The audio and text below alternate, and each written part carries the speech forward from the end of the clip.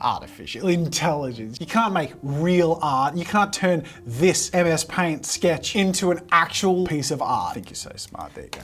Show me what you can do. AI thinks it's all that. Can't even.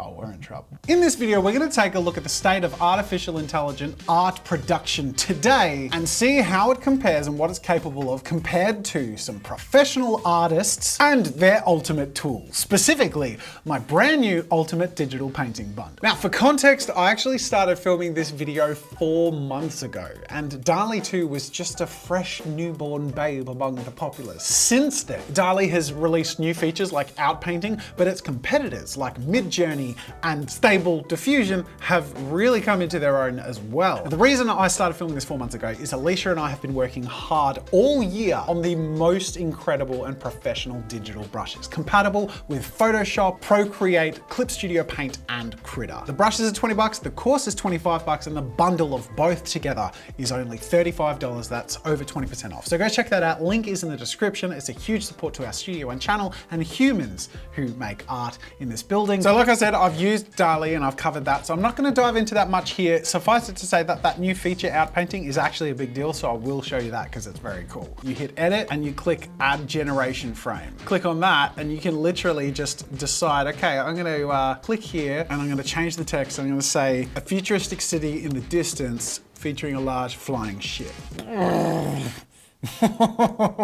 Wow. Meanwhile, there are 2 other programs I've never used before, so I'm going to have a little play with those now, one of which actually takes visual prompts. I have no idea if it's going to interpret my silhouettes the way I'm sort of intending them.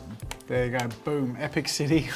Look at that, amazing. I'm going to upload my image, there you go, and I need to give it text so it knows what I was drawing. We have parameters, CFG scale, adjust how much the image will be like your prompt. I'm going to put the CFG scale to 0. It really isn't deviating from my image much at all. If I just give it the same prompt without a visual image, maybe add the word Pixar just to give it a style guide. Give me what you got. Oh, okay, and now you get like, it captures the vibe. It's super cool. And then last but not least, we have Midjourney. Okay, so I've just added a few qualifiers, the word Pixar, sunset, and colorful. Same prompt otherwise. Okay, that's pretty cool. Suffice it to say, there is a huge shift happening with this technology accessible to everyone. Can we work with it or will it work against us? Well, to find out, 4 months ago, Alicia and I sat down and gave some prompts to DALL-E. Now at this point, Alicia hadn't seen DALL-E work before, except for the Discord conversation where I shared my first ever prompt and result as we were working on art assets for an in-dev game session here at the studio. And when I shared that, she asked if she needs to clear her desk out. So I think you can sort of say that artists do naturally feel a little bit threatened by this thing coming along. All right, now we jump back to 4 months ago where I shared DALL-E with Alicia for the first time, and let's just say she was pretty impressed. Okay. Oh my God. Now we explored it a little bit together to sort of see what lovecraftian landscape DALL-E could come up with, because we would take the same prompt, creating a gloomy and moody Lovecraft-inspired forest featuring a cabin, and compete against artificial intelligence. Bring it on. I love that attitude. So jumping into the sketch, I start off with a basic scene and build up, working on the core composition first. So the house on the hill on the right is what I'd consider the midground. Off to the left with moon and the city that is the background, and now it's time to work on the foreground. I increased my brush sizes, I'm just working with sketch and charcoal brushes. I scribbled in some gnarled trees to really bring that Lovecraftian feel to life. And with a rough sketch of everything in place, it was lacking a little substance. So grabbing a few just different shading and charcoal brushes, I went through the whole thing and brought in a bit of mood and texture. This would also serve to help guide Alicia to sort of really capture that mood that we're going for. Gloomy, spoopy, and cool. I'm going to diverge here now that I have a finished sketch and give the same sketch to Stable Diffusion, which has the image input and conversion thing. Let's lower the scale. I think I just want it to reference it maybe peripherally. Didn't give me Lovecraft, didn't even really give me much of a landscape. I'm going to hand this off to my team and get them, based on my sketch, to get as close to an amazing result as possible using any combination of AI.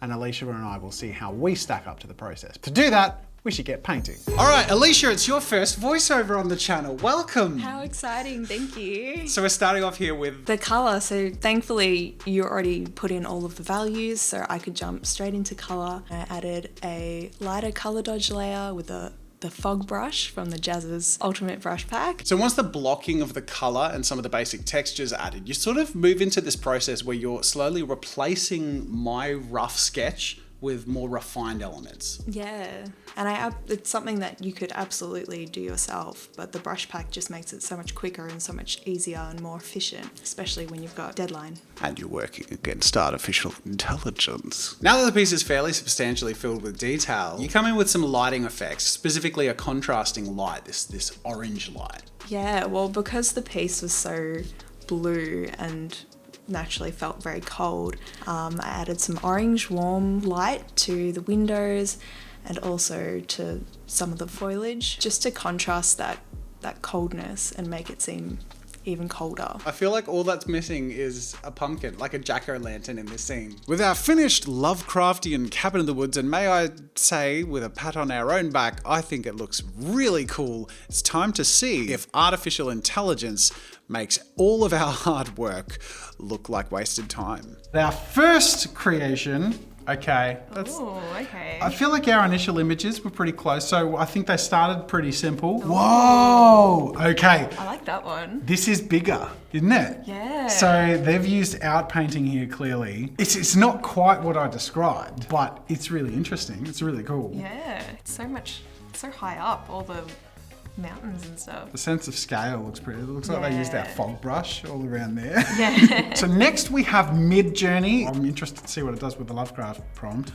Whoa! That's really cool. That's so detailed. This one looks a bit photo bash though. Yeah. And yeah, you can see like we've got the moon edge here, but then we've got another moon edge here of a differently proportioned moon. Yeah. So very abstract moon. Yeah. Now we've looked at the two text to image generators. Now we're going to look at image to image with text's help.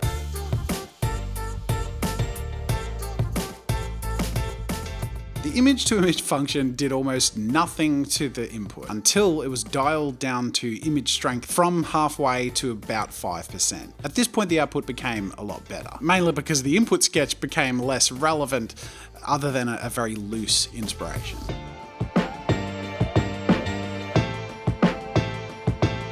The thing is, I put in my sketches and I had no idea what was going on. Let's check out the Lovecraft landscape. That's so funny. That's so funny. That's a watermark. It's got a watermark. It's pulled from... AI is stealing stock images. It's stealing aesthetic of stock images. Yeah. It does look like someone searched Spoopy Halloween on Shutterstock. Here's the freaky thing is we actually, if we had the time, could just keep going. Like you just keep hitting variations in this AI programs and have infinite, endless versions of your art prompts. I mean, that's pretty cool. That's pretty good. I love the rocks on the foreground. Yeah. And now we're getting a mood. Well, that's just our Lovecraft landscape. We, if you recall, then switched on to portraiture. So let's see how that went, shall we? All right. He said in a daytime TV sort of, and let's see this one we prepared earlier. Take it away. Us from the 4 months ago. All right, prompt number 2. We're gonna do a portrait. We're gonna go with a portrait of a paladin in shining silver armor with gold trim who has dark skin, green eyes, and hair pulled back. Digital art. Okay. It's interesting. It's almost like elven. They look very much like video game art. All right, so we've found this image reference of a paladin. We were trying to find the original artist to credit them. We can't find them no matter what. So credit to Paizo Publishing because they'll own it. Oh, wow. Okay, that's interesting. Do you know what I didn't expect? It's totally reinventing the armor every time. It's a completely different design. So this is where we're gonna divide. I'm just gonna give you a sketch and line work of exactly what I want. You take it as far as you can. It's all right, you got this. This is fine.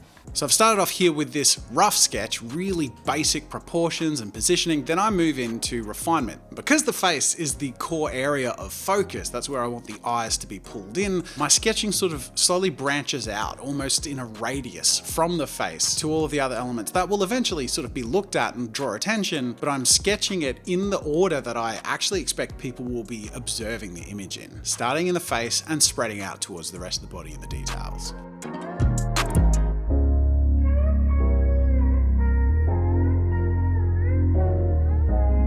With the sketch done, I wanted to go in and give this character some line work. Using a sharp comic style ink brush, going around using enough line weight variation to give it a bit of pizzazz, I drew in the details of this paladin character and gave him a little bit of shading as well.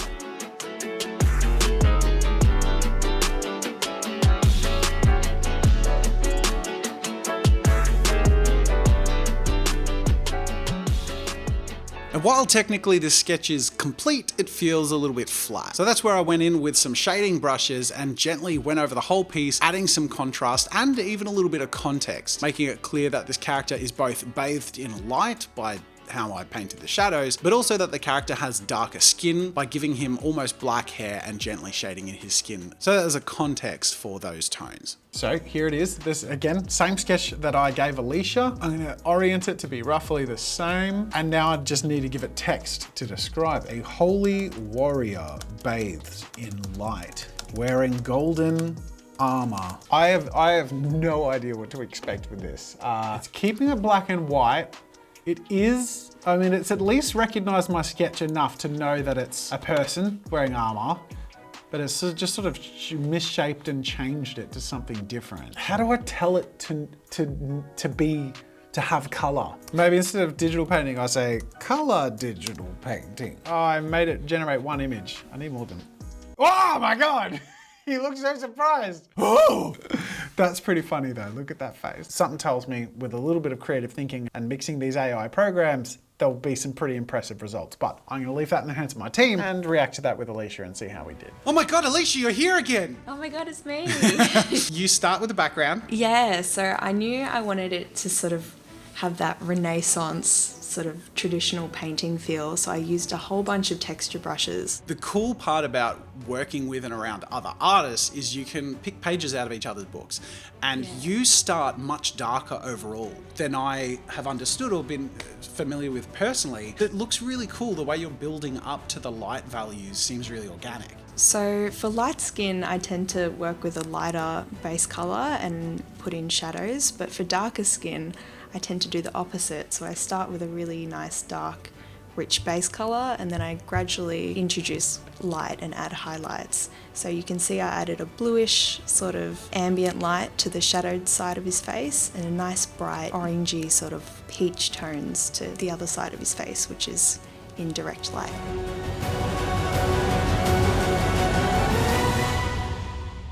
Some damn fine work, Alicia. Oh. Damn fine work. And the great thing is, through the magic of video content, we can add a roaring round of applause. Yay! We made the brushes that not only made the two pieces you've seen, made many, many more, all of which we've gone into huge amounts of detail in the guidebook on how to digitally paint, which we created together as well. And of course, the 83 digital brushes you can check out. You will never have enjoyed painting as much as you will using my ultimate digital brushes. They work in 4 amazing programs: Photoshop, Procreate, Critter, and Clip Studio Paint. Accompanied beautifully, of course, with our course. If you want to learn how to paint skin and textures, everything from painting the basics all the way to complex artworks like the ones you're seeing in this video actually, Alicia and I take you through step by step the digital painting process. So with my ultimate digital painters bundle, you will be covered in your creative journey whether you're a beginner or you're striving for professional perfection. That will set you up for your digital painting journey to tackle AI yourself. We're recruiting here, people. If you're fighting for the human race, you'll get our brushes and check out the course in the bundle available at JAZZA'S.com. I feel like that's a pretty compelling plug. For the sake of the human,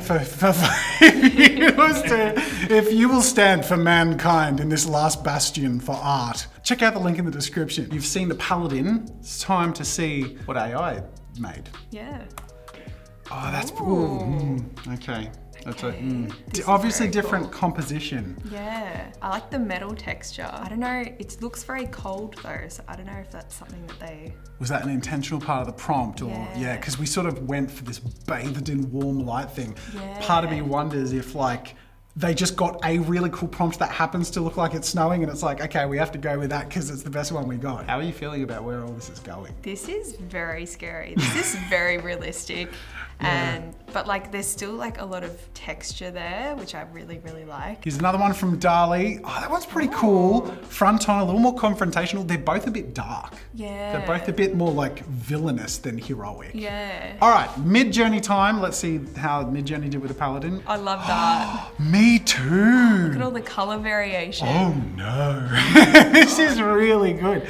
The like pastel oil Yeah. rusty background. Oh my God. Wow, it's even got like a cross thing on his forehead. It looks painted. I'm done. I quit. This is my last day at the studio. Please don't leave. I don't want to be in the video, but oh my god. I know, right? Amazing. That's scarily close to exactly what we were getting towards, moving towards. Yeah.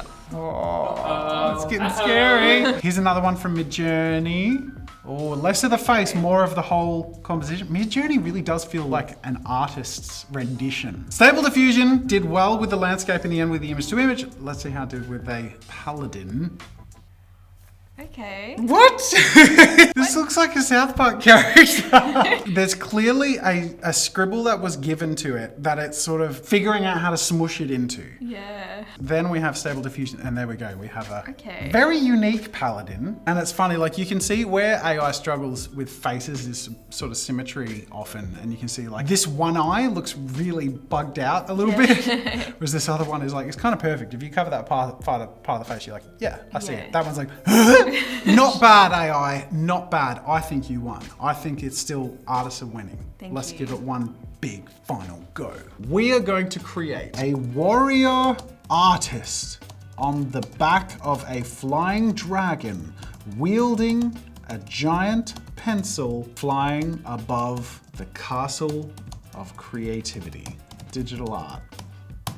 Oh my god! Oh my God. Oh my god! These are really good, Alicia. I know. All right, we're gonna bring our A game. Oh my god, like a it's pencil running a dragon. pencil! That's so funny. The thing that I find most impressive is the compositioning. We've got to both bring our A game here to prove ourselves. Yeah. All right, let's do this. Now this sketch is a little bit different to previous sketches, simply because the other two could have really gone anywhere. I didn't have a final composition in mind, so it was a lot more flexible and I didn't do too much revising of the sketch. This is what I was referring to Alicia as the hero piece, not only because I was narcissistically putting myself in a heroic mounted dragon pose, but also because it would be the hero piece or the cover for the book and the products that we're working on. So I had a composition in mind, but to make it work would be a challenge because there were three strong elements. The hero on the dragon, and the environment that they're leaping out of. Obviously, once I got the scale right, I went in and added the details with a focus on motion, making the dragon and the rider feel like they're really leaping up from somewhere. And once those details are in, it was time to add some refined sketching on top.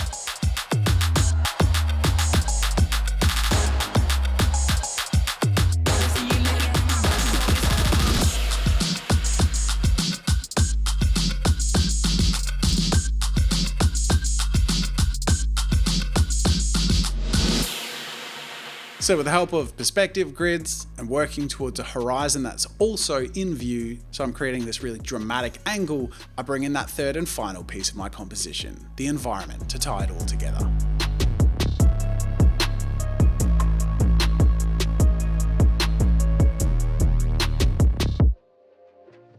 All right, we come to this one last time to put in the sketch that I made, but we know how it's gonna go. My sketches are too complex for AI to really understand, especially one like this where we've got a hero and character with multiple aspects happening. There's rope around his shoulder, there's paint potions on his belt that AI won't be able to interpret, pencils and brushes, and then separate to that there's the big dragon. It's got to make color choices, which is, in this sort of composition, there's a lot at play to sort of make the right choices. I just want to see if it understands what it's looking at. Okay. Wow. This is really weird. It's almost like it's completely ignored my sketch, except for the fact that there's sketched elements through these images.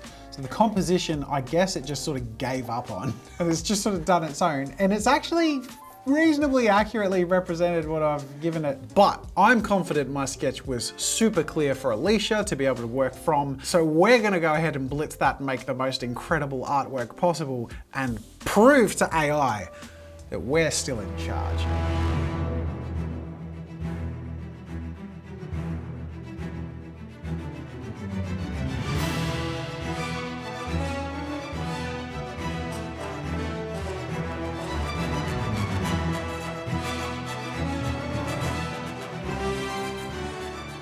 Hey Alicia.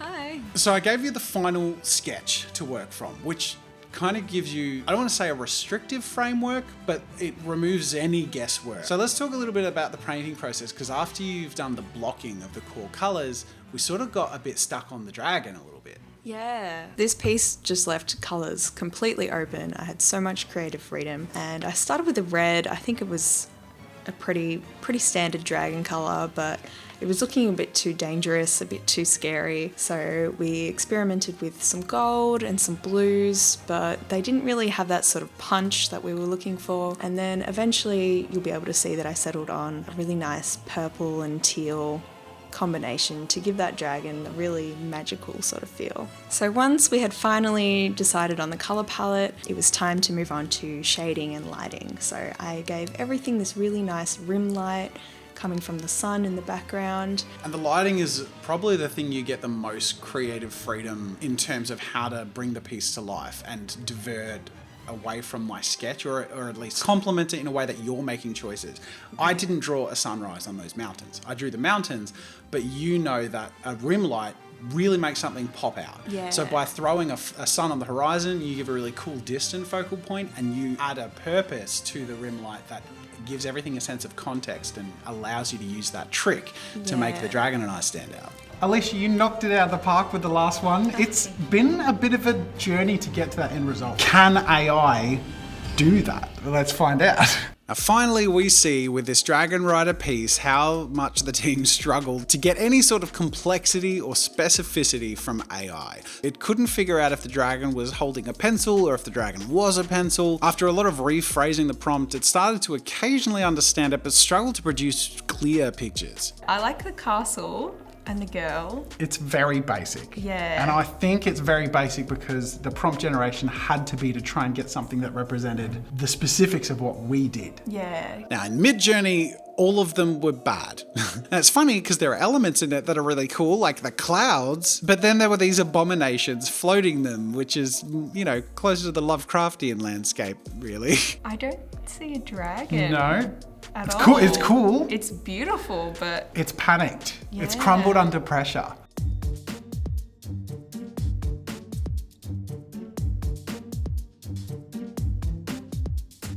Being used with the image to image in Stable Diffusion did no better. Absolutely terrible when it's working closer to the image, no matter what variables we use. So obviously massively simplifying that and loosening its restrictions. Rephrasing the prompt still was hard to get it anywhere near a coherent output. There was just too much for the AI to figure out how to make something, especially something that we wanted. Once entirely removing the image prompt and just sticking to text prompts, it improved, but it pretty much always screwed up something major. A dragon with two heads, a man not riding a dragon, pencils instead of castles, you get the idea. Which I think brings us to the current state of AI. It's impressive as hell when you don't have high expectations or very specific needs. But if you have high expectations and specific needs, you're gonna hit walls very fast. I love the dragon. It's a very derpy whale dragon. It really looks like you. Thank you so much. That is, I swear to God, that's going to be my new Twitter profile picture. I think that is the summary, though, like of all of this at the moment. The state of AI, which was really fun to explore today for me. Was it fun for you? It got a bit scary, but then it was fun. It returned to fun. I think it should, especially because I know when we work together and I say, hey, I want a picture of this and that and say specific details, you knock it out of the park. And especially because there's communication and back and forth and we understand each other, it works. Yeah. With AI, there's none of that yet. The day will come where that will exist. So what does that mean and how do we work with it? How do we benefit from that? I think these are things to think about because the first thing people assume with AI is like, oh, it'll change the banking or just all numerical technological stuff. Yeah. You don't go to creativity, but here we are. And we've seen some genuinely very impressive stuff made by AI. Yeah. But we've also seen more impressive stuff by Alicia and our team here. Suck it, AI.